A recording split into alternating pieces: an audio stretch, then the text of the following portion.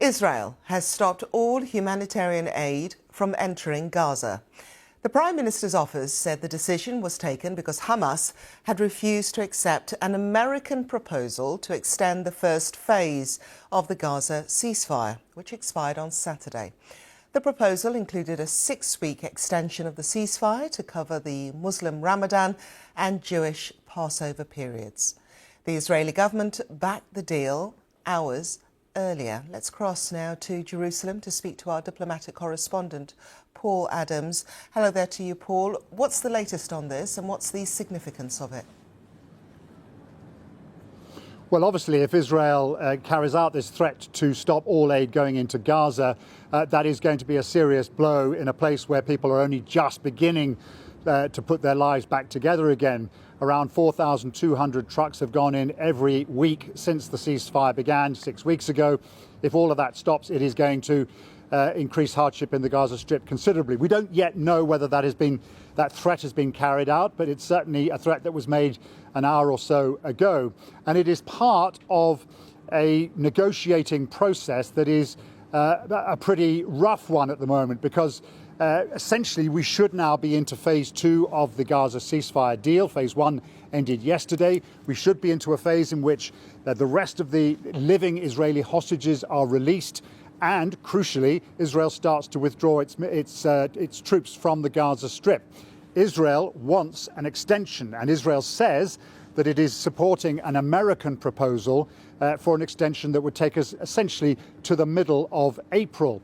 We haven't had any word from the Americans. We don't know the exact nature of the proposal, but that is what the Israeli government says it is willing to do. Hamas are saying that they reject that, and they are applying their own pressure. Last night, they released the latest in a series of frankly cruel, humiliating videos showing Israeli hostages in captivity, with one hostage, Yair Horn, saying goodbye to his younger brother Eitan before Yair was released a couple of weeks ago. Eitan remains in captivity.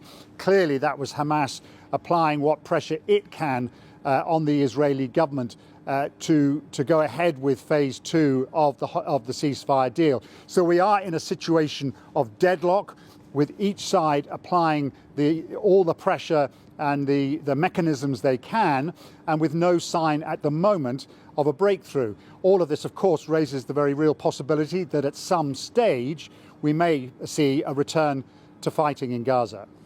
So just to bring the line that has come from Hamas, as you said, you have said they don't respond to pressure. That's what they said in their statement.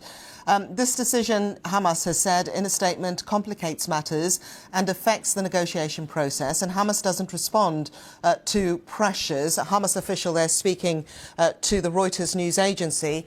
I mean, the timing of this, in a statement that came from the Mr. Netanyahu's office, there was the line that on the 42nd day, if there were issues, fighting would continue. Where are we on that, Paul? Well, exactly. I mean, that is what a lot of people think is the likely outcome eventually, because Hamas have shown no willingness to remove themselves as the kind of military power in Gaza, as Israel demands. And Mr. Netanyahu seems determined that the full dismantling and destruction of Hamas is one of his principal war goals. So those the two sides are completely at odds, obviously, as they have been all along, on the eventual outcome of all of this.